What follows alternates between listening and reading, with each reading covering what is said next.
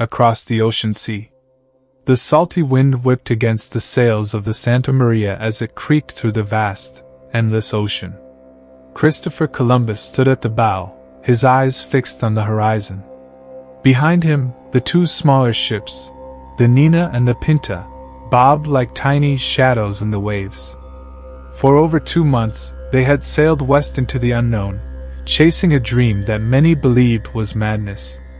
"Admiral," a sailor muttered, his voice tight with fear, "we've seen nothing but water for weeks. The men are restless. They whisper of turning back." Columbus clenched his jaw. He knew the danger, not just from the sea, but from his own crew. Food supplies were dwindling, and faith was wearing thin. Yet in his heart, he clung to his belief that beyond this endless ocean lay a shortcut to Asia, a path that would bring spices, gold, and glory. Night fell, and the stars glittered above like a map only he could read.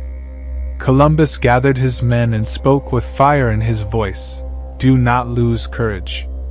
Each wave brings us closer to new lands, to riches beyond imagining. Trust me, soon you will see the shore." But whispers of mutiny spread like smoke. On the night of October 9th, some sailors threatened to throw Columbus into the sea if land did not appear soon. He bargained with them desperately, "Give me 3 more days. If we see nothing, we turn back." The men, grumbling, agreed. Then, in the darkness of October 11th, a cry pierced the night. "Tierra! Land!" shouted Rodrigo de Triana from the deck of the Pinta. The crew erupted with cheers, rushing to the rails. In the distance, faint against the moonlit sky, was a shadow of land. Palms swayed in the breeze, and a sandy shore glimmered like a promise. At dawn, they rowed ashore. Columbus, dressed in rich garments, stepped onto the beach carrying the royal banner of Spain. He fell to his knees, kissed the ground, and lifted his hands toward the sky.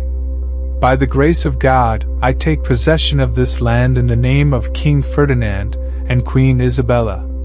The sailors followed, planting a wooden cross in the sand. From the trees, curious figures emerged, men and women with copper skin, adorned with feathers and beads. They watched silently, their eyes filled with wonder and caution. To Columbus, this was confirmation of his belief. He thought he had reached islands off Asia, though in truth he had set foot on what we now call the Bahamas.